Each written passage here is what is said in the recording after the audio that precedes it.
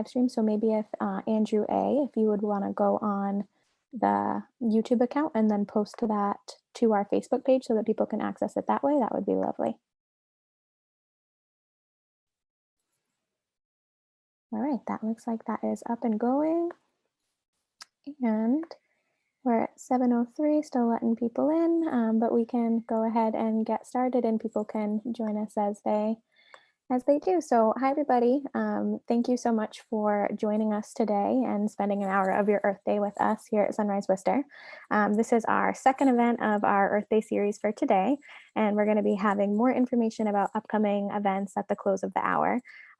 Before we hop into our presentation, we wanted to take a moment to acknowledge the challenging times that we're facing, and amidst a global pandemic where many of us are facing really complex feelings and circumstances. Everybody on this call and everybody tuning in has made time to learn about the climate crisis and how you can be a part of the environmental movement. So we just wanted to acknowledge that this work matters and that we're grateful for you being here.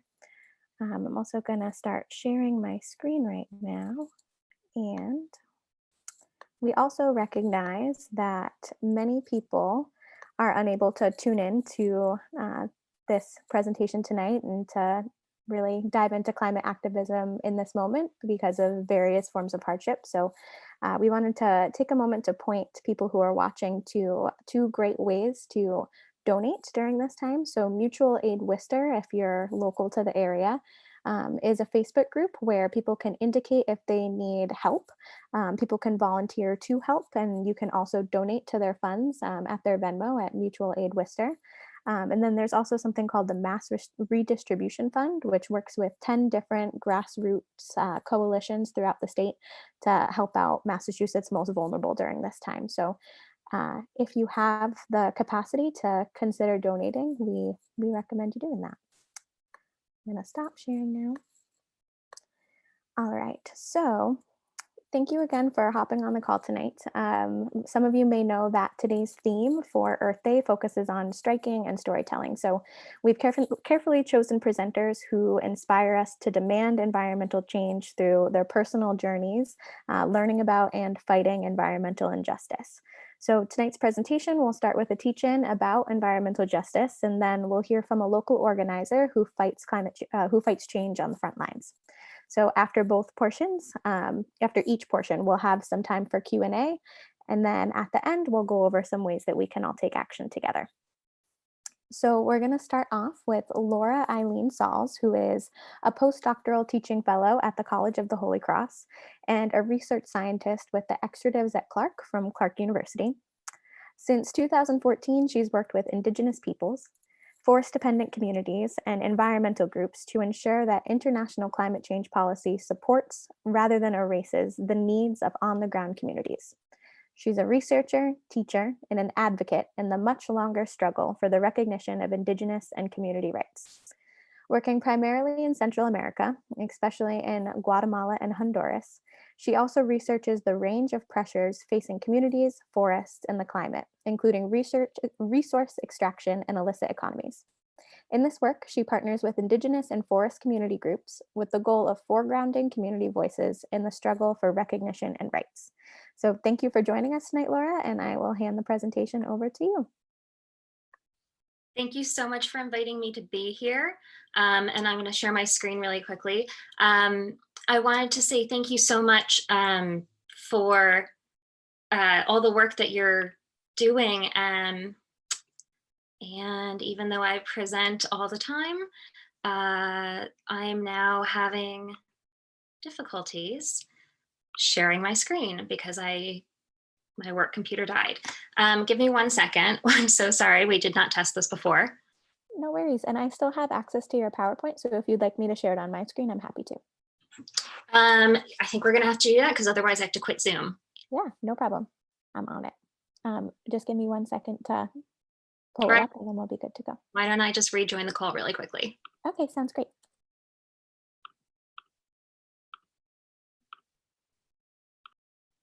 Thank you, everybody, for your patience.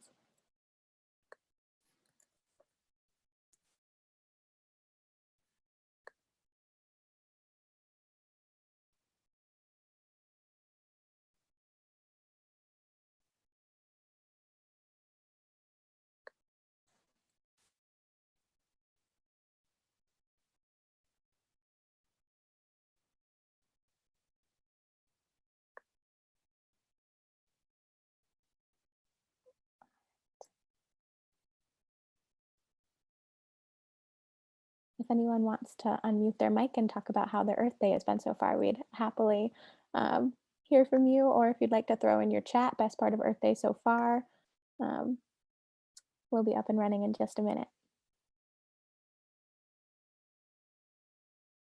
Oh, great. Are you back on the call, Laura? I've unmuted you. There you go. We keep muting and unmuting me mutually. Thank you so much to Sunrise Movement Worcester for inviting me to talk to you all today, and sorry for the technical difficulties. I've been really impressed by the stories I've already heard today, and while I'm here in kind of my professorial capacity in a way, I hope that I can share with you just some kind of stories about the past, present, and hopefully future of the fight for environmental justice. So here I have an image from LA's District 15, and you can see in the background refinery tanks right next to a home. And this is unfortunately the case for a lot of communities today. And in fact, what our colleagues who will be speaking later are thinking about as well is that the really, really impactful and negative impacts from fossil fuel production are really huge threats to people's health and well-being. So I'm going to start with one definition of environmental justice, and that is the one from the US Environmental Protection Agency. So this is one of the most commonly cited definitions, and also one of the most powerful because it is so often cited. So in this definition, environmental justice is the fair treatment and meaningful involvement of all people regardless of race, color, national origin, or income with respect to the development, implementation, and enforcement of environmental laws, regulations, and policies. And fair treatment in this case means that no group of people should bear a disproportionate share of the negative environmental consequences resulting from industrial, governmental, and commercial operations or policies. So the core of this here is there's an expectation of environmental consequences, but we should avoid a disproportionate burden on one particular set of people, especially based on race, color, national origin, or income. And I start with this definition so we're all on the same page in terms of kind of what the commonly understood legal definition for environmental justice is. And getting this definition onto the webpage of the Environmental Protection Agency, into policy guidance across multiple agencies, was a huge accomplishment for the environmental justice movement. But also, if we look at this, there's still potentially ways that we could imagine a more inclusive and progressive and transformative idea of environmental justice. We'll get back to that. So Earth Day, happy Earth Day, right? Happy Earth Day, everyone. So Earth Day in 1970 was the culmination of a movement of protests, of sit-ins, of marches, a huge movement and a huge success to get that kind of attention, and then to, more importantly, get the Clean Air Act, get the Clean Water Act, to get the establishment of the EPA, which really did come out of the fact that this was the hugest mobilization that had been seen to date. And while a lot of the folks at Earth Day in 1970 cared deeply about social justice, it wasn't necessarily linked so explicitly in the demands of the environmental movement. There was a kind of gap between the civil rights and the environmental movement. And there's a focus on the idea that there is no planet B, we're all in this together. But as we know, and as the father of environmental justice, Robert Bullard, still points out, where you live has a lot to do with what kind of environmental harms that you'll endure, right? Zip code is still the most potent predictor of an individual's health and well-being. So with these two maps, I'm taking us back to Los Angeles, which I featured on the title slide. And on the top, I have a map I threw together last night of the demographics of Los Angeles, and areas that are darker blue have a higher percentage of Hispanic population, right? So you can see some areas are over 67%, 2/3 Hispanic. And you can see in the bottom map, asthma rates. So areas like Beverly Hills and Pasadena are very different than areas like District 15 down in the South, where most of that oil production is happening. And this is really the core of early environmental justice activism. So this top in a lot of the stories when we hear kind of the history of environmental justice in the United States starts with, for example, the sit-in and protest in Warren County, North Carolina, where in 1982, the community said, no, you cannot put toxic PCBs in our local landfill. We don't consent to this. And they struggled and they lost. But in that struggle, they gained national attention for the first time for what we now think of as environmental racism. And their struggle led to several reports, including from the government, the General Accounting Office, from the United Church of Christ. And these reports made clear that 75% of toxic landfill sites are in communities of color, that communities of color are more likely to have multiple toxic sites in their communities. There's a clear disproportionate burden here. And so through a combination of activism and research and reaching out to mainstream environmental NGOs to say, this is a big issue, communities and this movement were able to force President Clinton back in 1994 to sign an executive order requiring the government to take seriously the problems of environmental justice. And that's how we get the EPA having a definition of environmental justice, how we have these kinds of attention to environmental justice, or how we have had environmental justice as a priority for different agencies of the United States government. But of course, when we look at the news today, and especially in a time of crisis, of health crisis, we know that environmental injustice is still present with us every day. So these are images from Flint, Michigan, where the water crisis has still not been resolved. People still have to drink bottled water. And this is a working class community of color primarily that is still dealing with the fact that policymakers saw an opportunity to save money, and in doing so put the lives of children at risk. District 15, I think this image particularly highlights the challenge of living right next to oil refining. District 15 is predominantly Hispanic. It also has some of the highest rates of asthma and cancer in California by far. The Standing Rock protests against the Dakota Access Pipeline are another clear example of problems of environmental justice today. Although I would argue that this starts to get more interesting because they start protesting before the harm has occurred. And in a lot of how US environmental justice approaches work, you have to have a harm that occurred, you have to show and demonstrate that harm, and then you have to say, well, there was intent or clear knowledge and disregard that that harm would happen.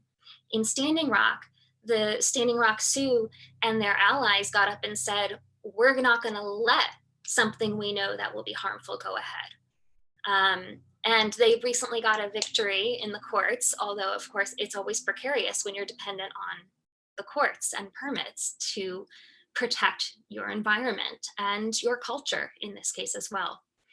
The case of Standing Rock is also a case of climate change justice and climate concern. And this is kind of my final contemporary example, which is we're already seeing the impacts of climate change. This is flooding from hurricanes in North Carolina, where a lot of industrial agriculture, concentrated feeding lots are located. And when these areas flood, toxic sludge seeps into the groundwater, seeps into people's wells, and also floods people's properties. A lot of these communities are African-American and low-income communities who don't necessarily have the means to deal with the impacts of climate change. And of course, a lot of these folks are the ones who are least responsible for the problems of climate change in the first place. So in this case, we have the problem of an impact of climate change. We see this accumulated problem of environmental injustice, but we're also now facing questions around, well, how do we stop climate change and how do we think about solving these environmental problems? And our the challenge is that oftentimes when a community says no, the classic not in my backyard NIMBY problem, when a community says no, we're going to displace that problem to another community that doesn't have the ability to say no, whether that's another community in the United States or one that's abroad. There's a question of, well, is this an activity that's just going to go ahead anyway? Right? And that could be fracking, that could be refineries. We also have a question of if we're going to transition to cleaner fuels and cleaner technologies, how do we ensure that climate mitigation isn't just a technical solution, but rather one that changes our structures of oppression, those structures that fundamentally challenge us to even include all of these marginalized communities or communities of color, low-income communities in our circle of care. And so this is kind of where a lot of my research comes in. And it's about where we're trying to stop climate change through mitigation, whether it's by going to hydropower, which as our earlier presentation today talked about, hydropower might be greener in terms of fossil fuels and fuel emissions, but it is definitely not clean. And it's also incredibly harmful to the relationship between people and nature, especially for First Nations. When we're talking about forests and the fact that forests are one of the most important sinks for carbon that we have, if we're not going to respect the rights of the people who already live in the forests, who have done such a good job of protecting them over centuries, then is that going to be a just climate solution? I would argue we still have a lot of thinking to do about what it means to seek a just future. So my approach is to think about what justice means, not just from a legal perspective, but also for the people who are actively in the movement and actively fighting for change. And that might be just don't, put this toxic waste landfill here. But I think if we listen to the claims of people involved in environmental justice movements, we're going to hear a call for a much more total solution than that of just don't put this here. So I like to think about, and this is not just my idea, but it's a helpful frame for thinking about environmental justice. Who are the subjects of environmental justice? What are the dimensions of justice that we're concerned with? And what are the criteria along which we'll decide what justice looks like? So here I have an image from New Zealand.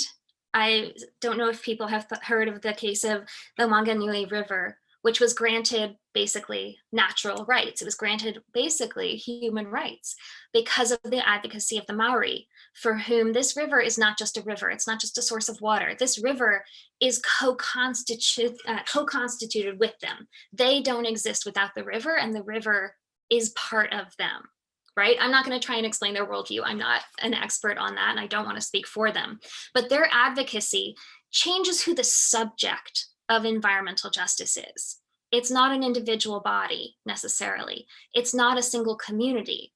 In this case, a river and the relationship of the river to the people becomes a subject for justice. When we think about the dimensions of justice, a lot of the time, environmental justice cases, in legal terms, result in compensation for past harm. But much of the advocacy that I would say is environmental justice advocacy is in fact procedural justice claims, asking for not a seat at the table or asking for the right to say no to a project coming in, to a potential climate forest mitigation scheme. And this can also be decision-making rights, control of resources, how to use that. So a lot of times it's not just we want a piece of the pie or we want to sit at the table, but we want a right to decide how we use our land, how we use our space. And finally, contextual justice. What does it mean to say, I deserve, or I am a subject of injustice and deserve some kind of different outcome? What is that based on? This is an example of the folks I work with. October 12th is Indigenous Peoples Day, but it's also the day that Columbus first encountered what he called the New World, or thought was the West Indies, or India. So in this, the folks are claiming a right to a seat at the table, but also a right to decide and be in charge of their lands because they have been both effective stewards or guardians of their forest, but also because there is a past wrong done to them. And that past wrong has been happening for over 500 years, and that is the wrong of colonialism.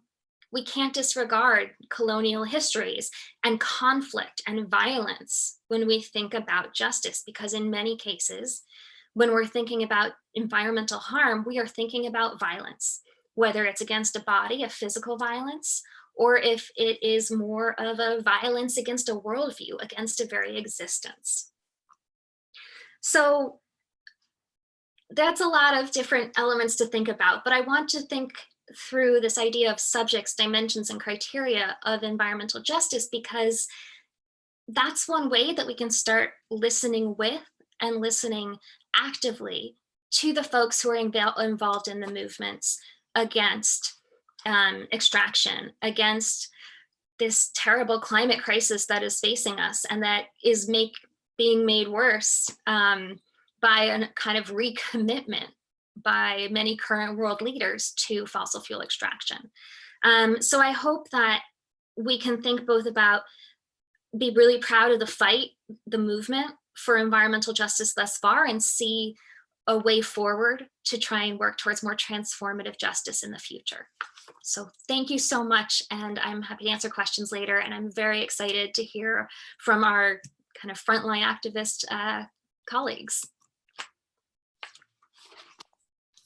Thank you so much, Laura, for that wonderful presentation. We will open it up for Q&A right now for Laura, and if anyone wants to unmute their microphone or pop anything into the chat, they are more than welcome to.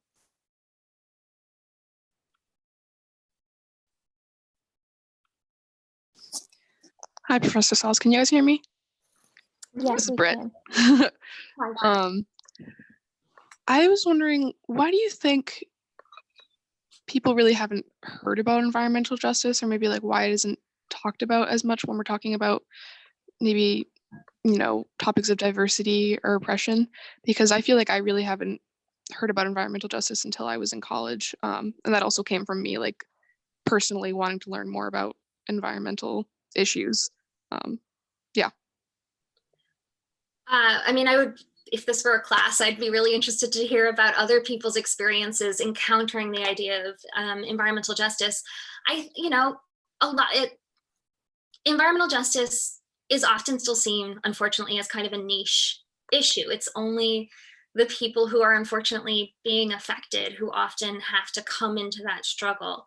And a lot of folks also interestingly come into environmental justice themes through their churches.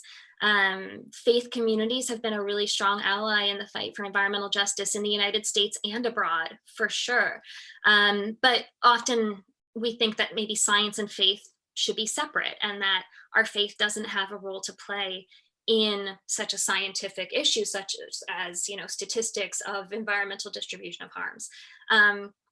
So that's one part of it, and another part is that the folks who are most affected are the folks who have the least power, which is kind of in the definition of environmental justice and racism to begin with.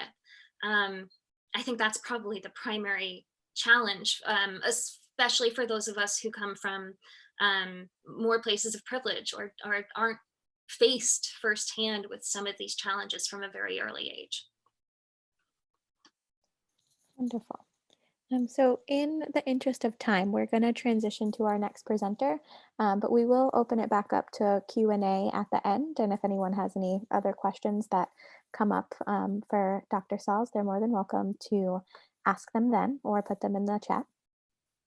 So now I'd like to introduce Margaret Bellafiore, board member of the Four River Residents Against the Compressor Station, which is commonly referred to as FRAX.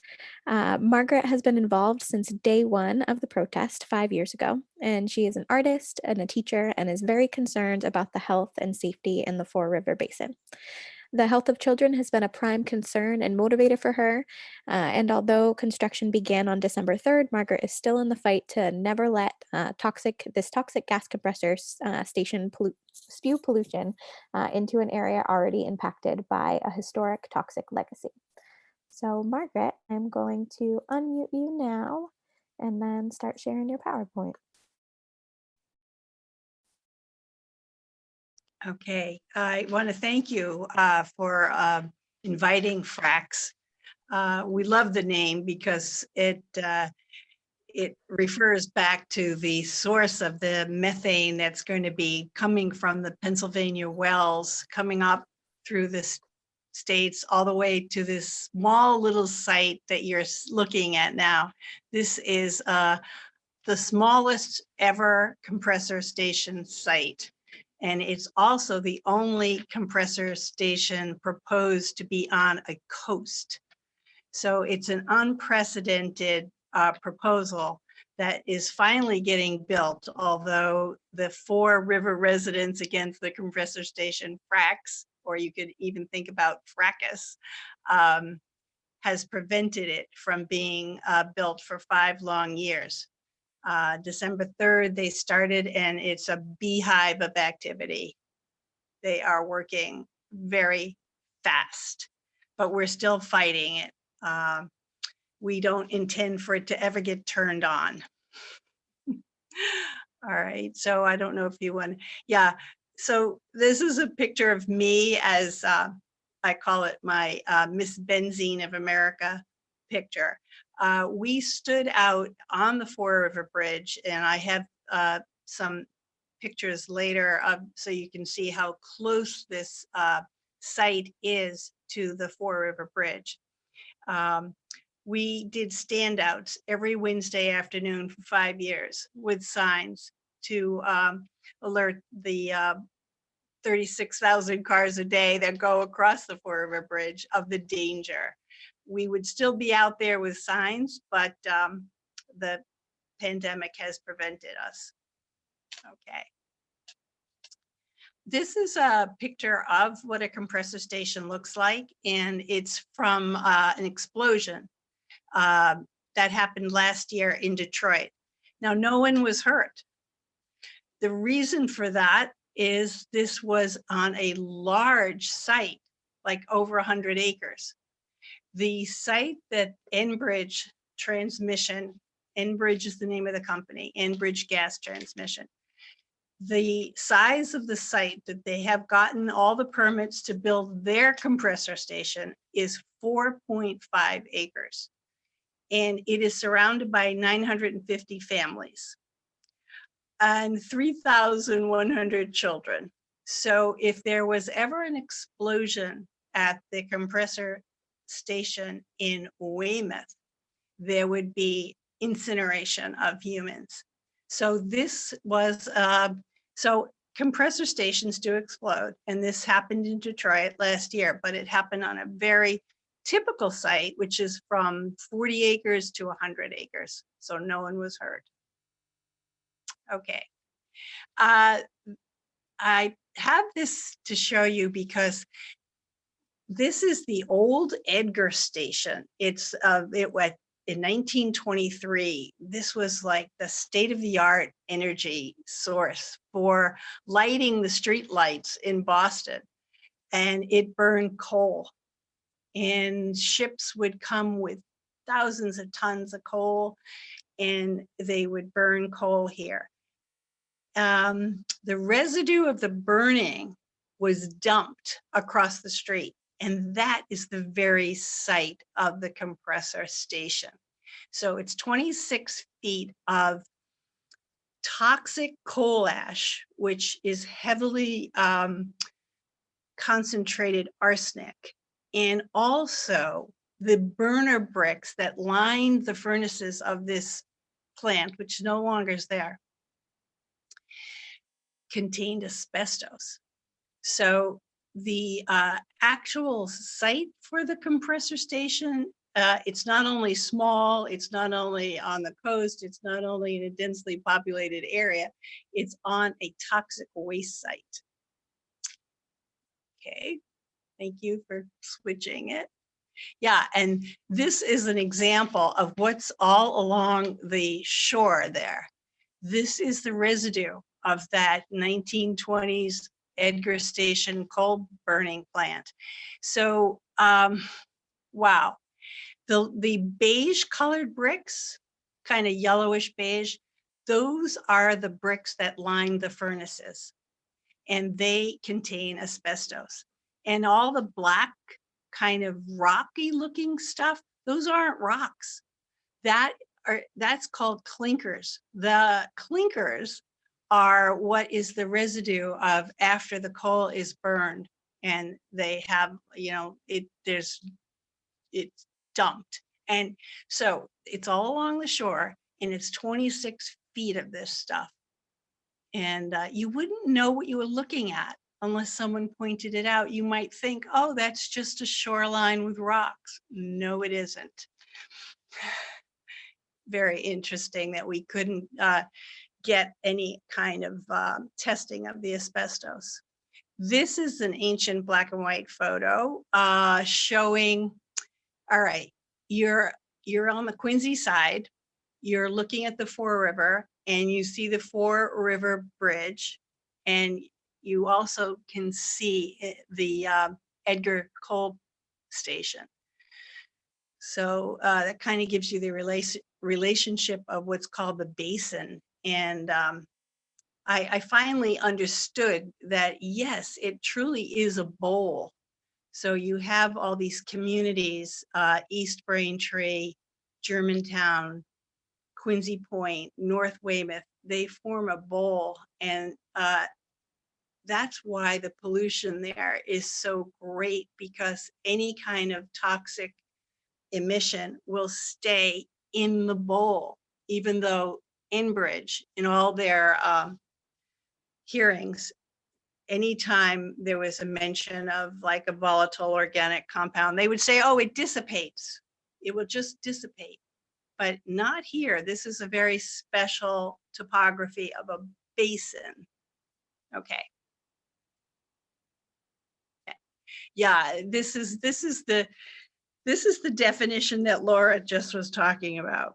This is her, when Laura was giving the classic EJ definition, where she said that there would be a disproportionate share of the environmental consequences of, say, industry that pollute. This shows you how many different industrial facilities are all in the same spot. I don't know if you can actually, there's a lot there.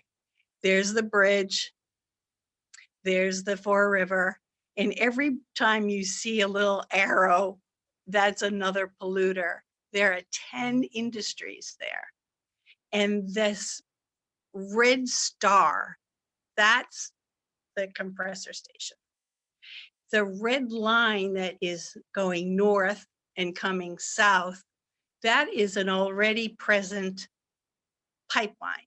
So that's why they want to put this compressor there. A compressor station takes the methane, the fracked toxic methane that's coming from the Pennsylvania Marcellus Shale, coming through they call it the Atlantic Bridge, coming through this pipeline, and they'll be able to push it in a greater, faster amount. So a compressor is a way to make gas move faster.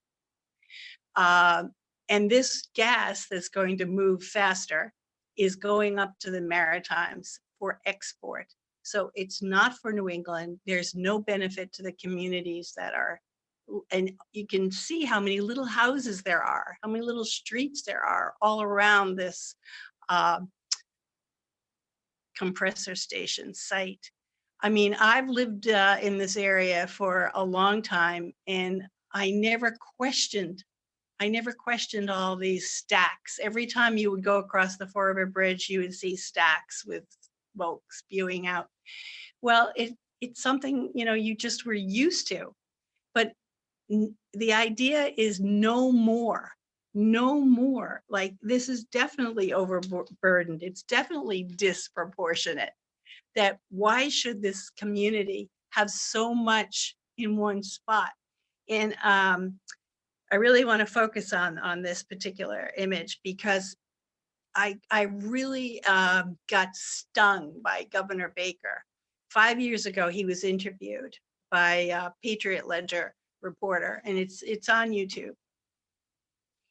He says, well, it's not virgin territory there. That quote is still stinging me deeply, that the idea is, well, all the industry is put in one spot. That's the way we do things. That's the plan. You put all the industry in one spot, and then you keep all the other places, like where he lives, Swampscott, free of industrial pollution. And it's just like, no, it has reached a point where this is enough. Enough is enough. People are sick there.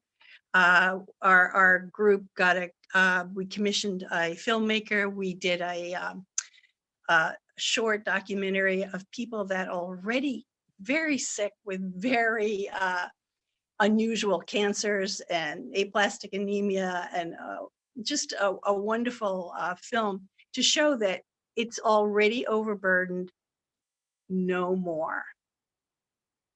So yeah, that's just an incredible spot. This little ball on the picnic table looks like a ball. That is an air quality canister. So the Fall River residents bought these. We wanted to do our own air quality testing because we've learned very early on that we cannot trust the Department of Environmental Protection.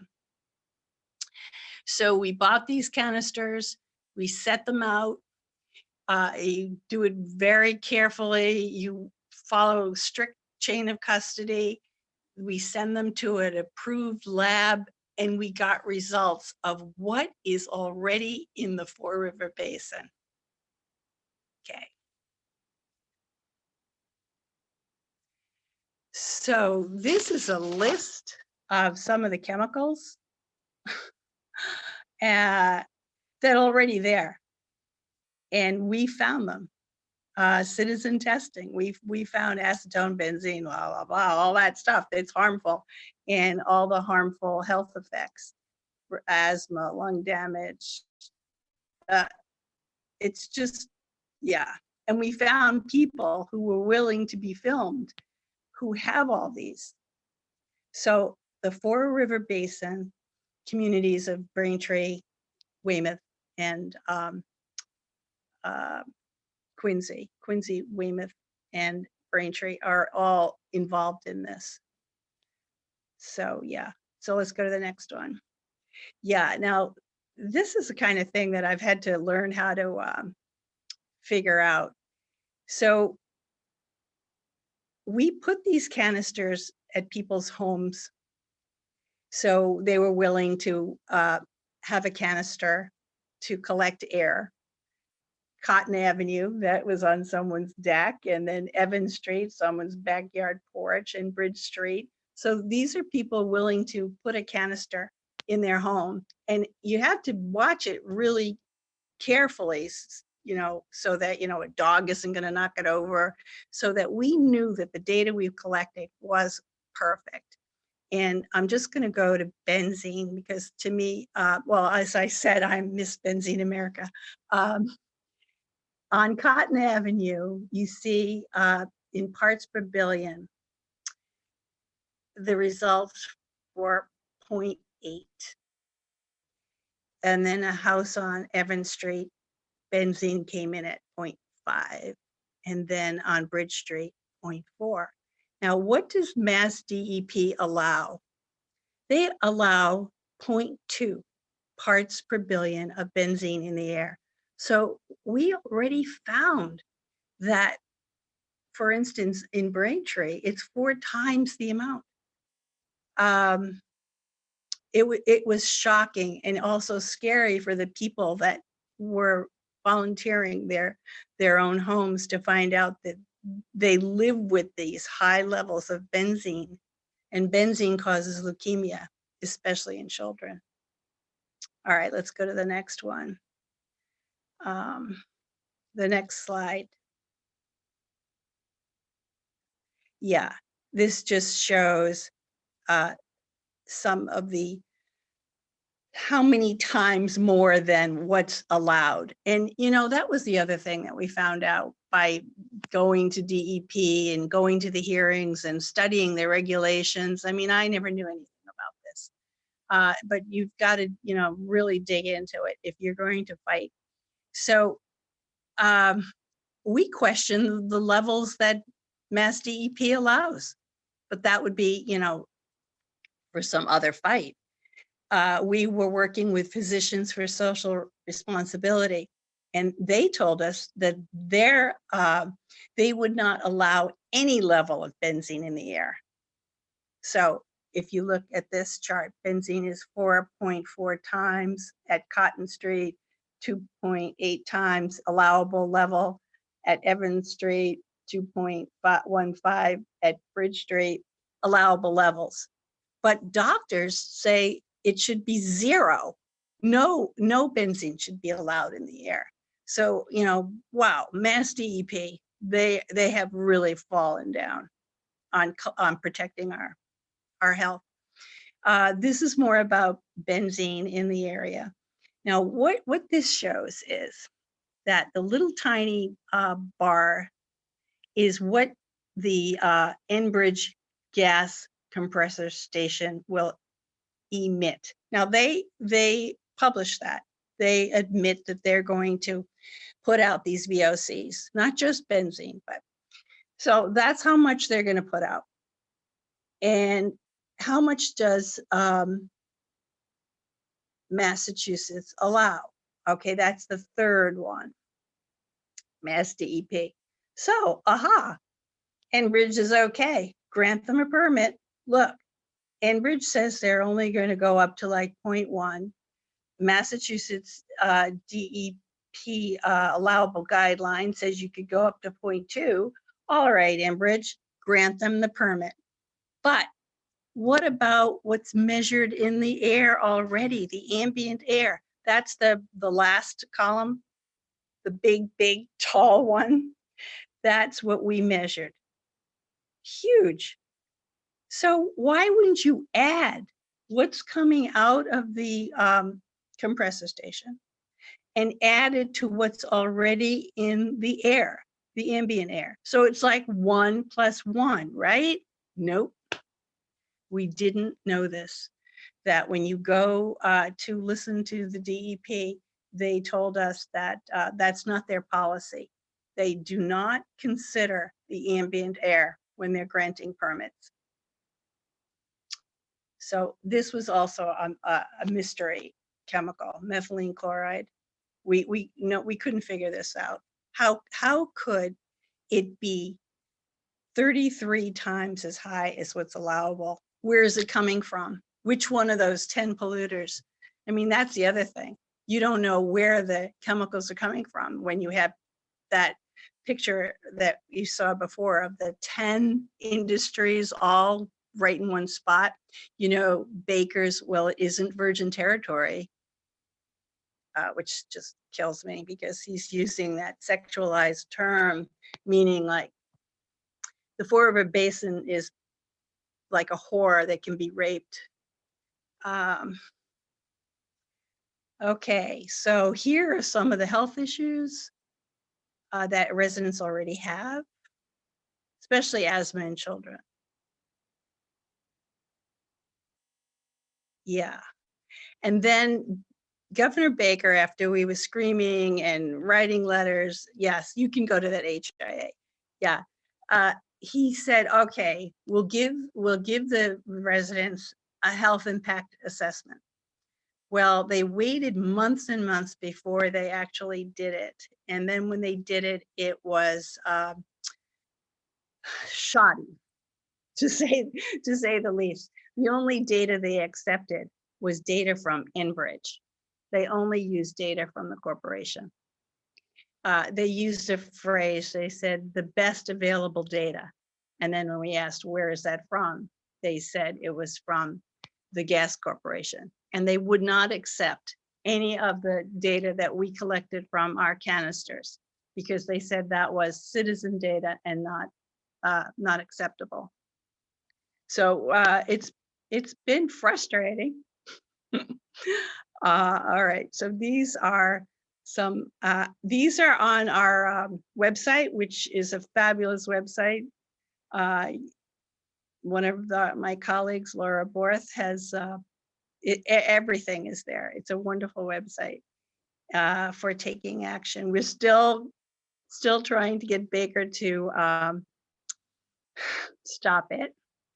We are still asking number 2 for money because we are suing the DEP for wetlands permit, for waterways permit, and also, to me, the most outrageous is them giving an air quality permit. We're suing the DEP. We were expecting the First Circuit to give us our day in court on April 9th, and the pandemic closed the court. So we did not get that date. And meanwhile, Enbridge is building that compressor station so quickly, but it will be postponed. We don't know when we'll hear on the new date in court, but that we do need money for that because it's expensive. Yeah, okay. Then there's some more. Oh, all right. Yeah, so thank you. Thank you so much for that, Margaret.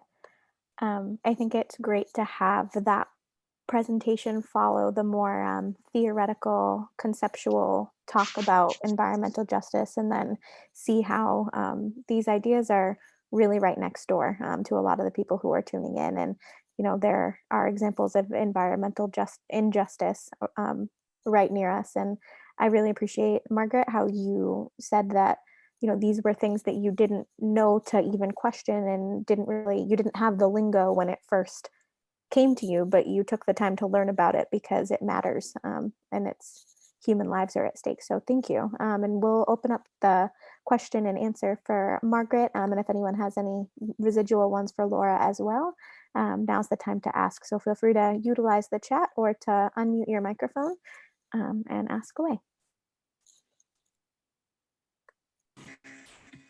Hi. This is Bill Sweet.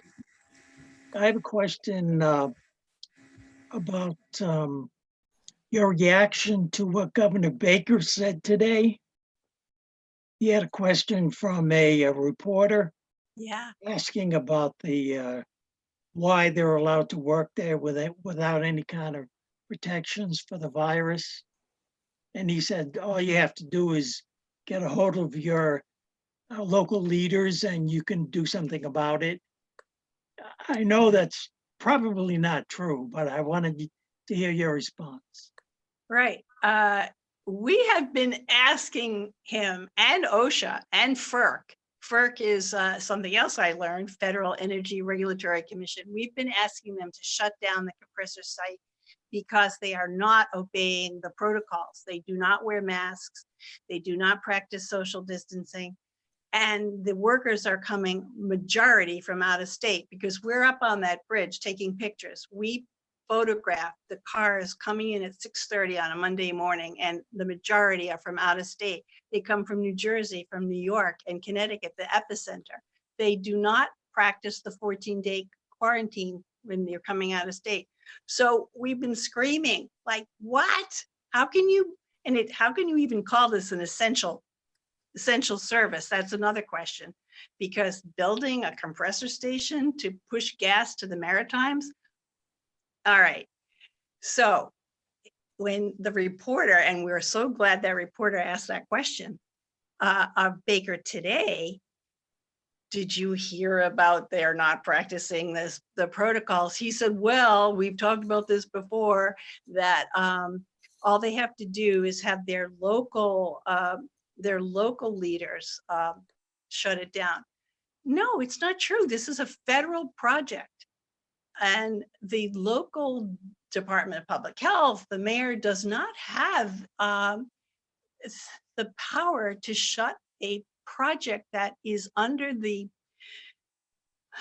power of what's called the Natural Gas Act of 1938, which protects all these gas industries from, the rules are, it's all stacked in their favor.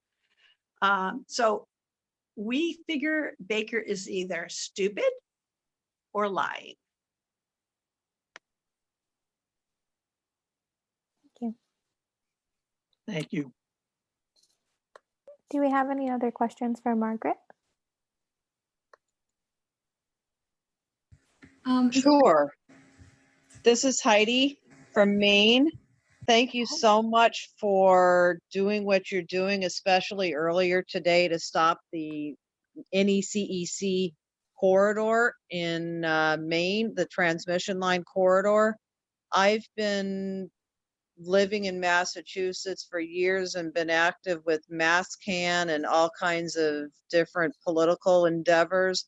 And I was wondering if you have reached out, what kinds of endeavors that you've done to help reach out to the various nonprofits and also political people to try to sway people. And I'm wondering if you've been able to talk with Jim McGovern specifically. And also, do you know Adam Rice? Because I've been watching his Facebook live streams from there. And I hear that there's, just to put a point on this, I mean, I hear that if it comes through, that if it allows to operate, it'll come through and allow a pipeline to come to Maine too. Yes, yes, yes. I don't know. It's a complex question. Yeah, I don't know the answer about a lot about what's going on. Sorry.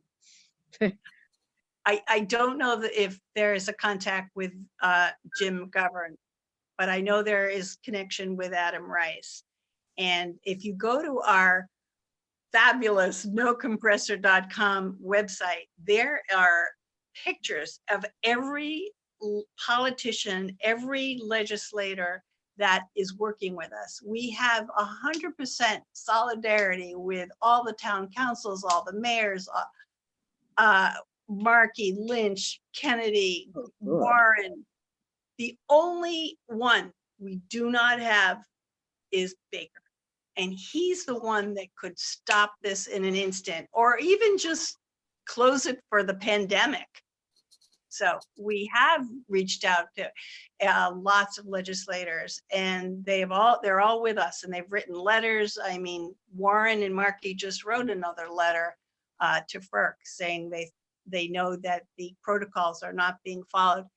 And we have lots of allies.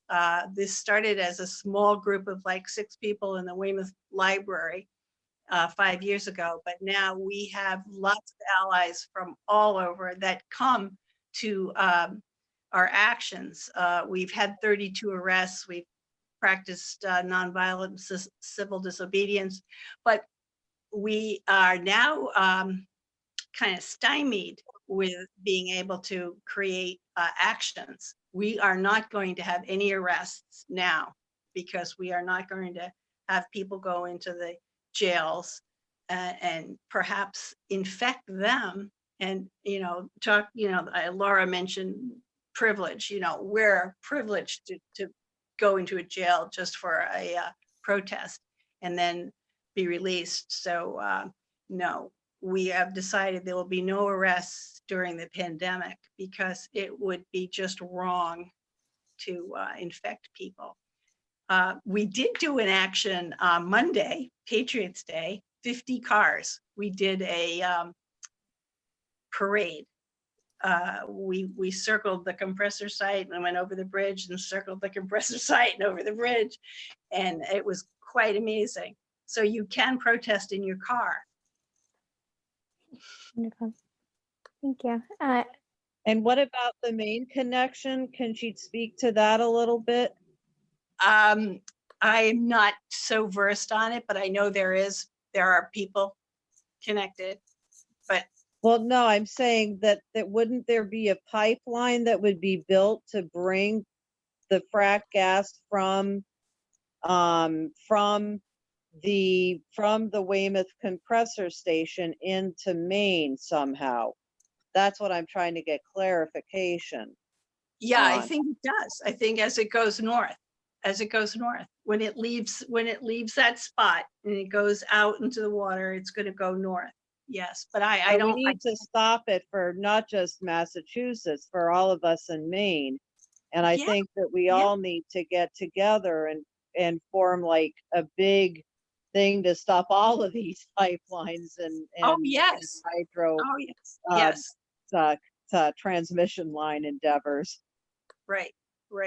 I mean, fossil fuels are that's the thing that we've been hoping will happen. 60% of the customers have already pulled out of this particular project. 60% have pulled out because we delayed 5 years. So if we could delay a little more, maybe the fossil fuel industry is going to collapse. If, all these systems are collapsing. I mean, the oil, what was it, minus $37 a barrel the other day. These fossil fuel industries are collapsing. If we could just wait it out. Well, we think it's eventually going to be called a stranded asset, that it's just not going to continue. I'm gonna, since just to be respectful of everyone's time, we do understand that it's 8 o'clock. So if anyone needs to hop off, that's totally okay. I am gonna ask one question that was posed in the chat, just because I think it's a really powerful question to end on. So this is from Emma. From Holy Cross, and she is asking Professor Sauls, in the US context, is there any certain policy solutions that you would hope to see addressing environmental justice? Well, I think what Margaret was just talking about regarding fossil fuels is incredibly important. And, the US government still puts at the center of its energy policy and energy security policies fossil fuels. And it also thinks of its position in the energy market as one of production and transmission. So reducing subsidies for fossil fuel, reducing subsidies pretty much for a lot of fossil fuels and a lot of agriculture would be really important climate policies that would immediately have a really important impact also on people's lived experiences near fossil fuel infrastructure.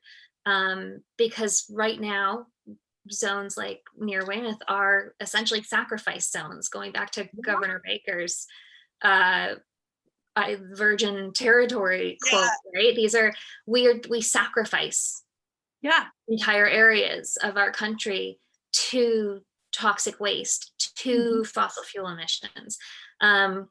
And so this is less of a concrete policy, but to be able to recenter people rather than efficiency, rather than in GDP as important, which is not, it sounds crazy, but there are countries that are moving in that direction. I think, a really practical but very far-fetched policy, stopping fossil fuel subsidies. A more long run one would be recentering the focus of our policy away from GDP and growth and towards well-being, because that's ultimately how we become happy, how we live together in community. Hello? Margaret's having some reaction. I totally agree. Can I speak? I've just got here. Yeah, absolutely. Who is it? I'm Dan Kontoff. I'm involved with activism. I spent a couple-hour period in jail at the West Roxbury Pipeline once. Oh, yeah. And so I want to really quickly put on two people that you can't count on. These two people supported the West Roxbury Pipeline. One is Governor Baker, and one is Marty Walsh. Both support big oil, big corporations, Marty Walsh was all about getting the pipeline into Boston. He tried to stop us all the time. He did not support us, trying to protest by him. He's all about the oil company. Marty Walsh, he might be doing great now for the virus, but his politics and corporate America is very evil. I mean, he supported General Electric coming to Boston. Governor Baker has been a friend of pipeline for years. Luckily, they're not the only two people in government, so the goal is to reach out to other people. And that's all we can hope for, is the state reps and the Congress people can join us. Yep. Great, thank you so much. So I'm gonna go back to sharing my screen quickly. I did throw in the chat, if you scroll up from Sunrise Worcester, a sign-in form. It's under Google Docs. So if everyone wouldn't mind taking a moment to fill that out after this presentation, that would be wonderful. We want to get a pulse on who is attending our Zoom calls, and we also want to be able to contact you after the fact if we have any additional resources for you to get involved with any of these local environmental injustices or other upcoming events. Speaking of upcoming events, we do have 2 more days of action surrounding Earth Day. So tomorrow is Divestment Day. So we have presentations from 12 to 1 and 7 to 8 about local divestment campaigns, what divestment is, and how to organize at your schools and in your communities. And then on Friday, the day is focused on political action. So the first block from 12 to 1 is going to be about the climate emergency mobilization, and we're going to be hearing from a few different local and state politicians about their thoughts on Worcester declaring a climate emergency. And then in the afternoon, we'll have a presentation about the climate of the Commonwealth and talking about a federal green stimulus. So you can access those the same way that you access this call through our Facebook events, or you can hop on our Action Network as well, Action Network Sunrise Worcester, and figure out more. But please take a moment to fill in that sign-in sheet. That would be really helpful to us. Deep thanks to our presenters today, Laura and Margaret. You were both wonderful, and I think I can speak for everybody when I say it was really insightful to hear from both of you. So, and thank you to all of our participants tonight too. We really appreciate you coming and engaging and learning and in these community actions with us. So we hope to see you tomorrow and Friday. Thank you, Gwen. Thank you, Thank Gwen. you. Thank you. Thank you.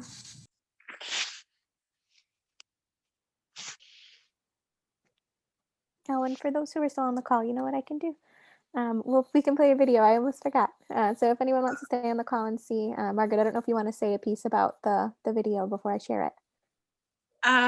It's an artistic view of how I felt after the arrests at the site. I'm gonna just make sure that my screen sharing is just one moment.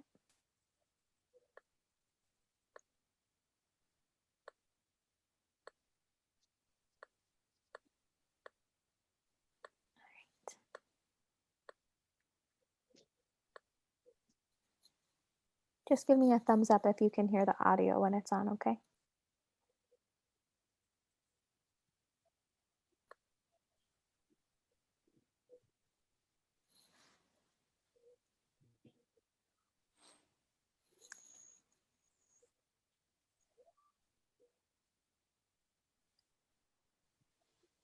Okay. Yeah.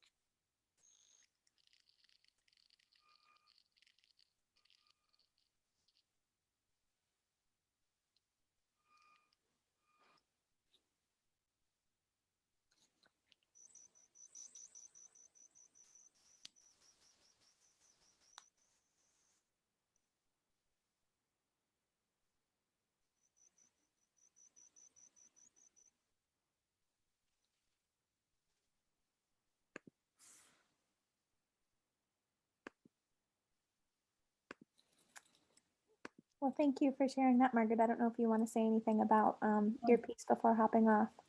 Thank you for showing it. The sound was by an artist friend, Elle Putnam. She's playing a harmonica and she's playing with seeds and stones. But I thought the sound was perfect for it because it was just like this weird feeling you get. And what you see is what that site was. I mean, certainly they bought it. Enbridge owns it, but it was all milkweed and flowers and it was green. And you saw what it looks like because we started with the photo of the heartbreaking photo of what they've done to it, you know, really just, yeah. So it's only a 3-minute video, but it's very emotional for me. And I could definitely feel throughout the entirety of your presentation how personal this is for you. So thank you for sharing your knowledge and your insight and also your artwork. Thank you. And congratulations for Sunrise Worcester. Thanks. Great. Thank you. Wonderful. Well, we hope to see everybody at future events. Thank you again, Laura, Margaret. It was wonderful to have you both on. And we hope everybody has a happy Earth Day. Great job, everybody. Be safe. Thank you. Bye. How do we sign in? See you tomorrow. Bye. Bill, the form, I can, do you have access to the chat box? Yep. I'll send it again. It's right here. So you'll just copy and paste that link into an internet browser and you should be good to go. Okay. Okay. Thank you. You're welcome.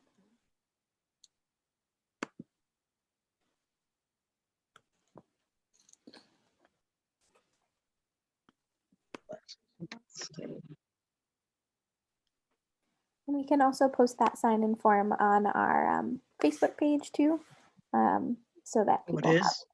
We can. Sorry, I think we can post the Facebook page, the sign-in sheet to our Facebook page, and I can just send it to you directly, Bill, if you need me to Okay. make sure that you have it. All right, great. All Thank you. right. Yeah, no problem. All right, great job. Thank you. Have a good rest of your night.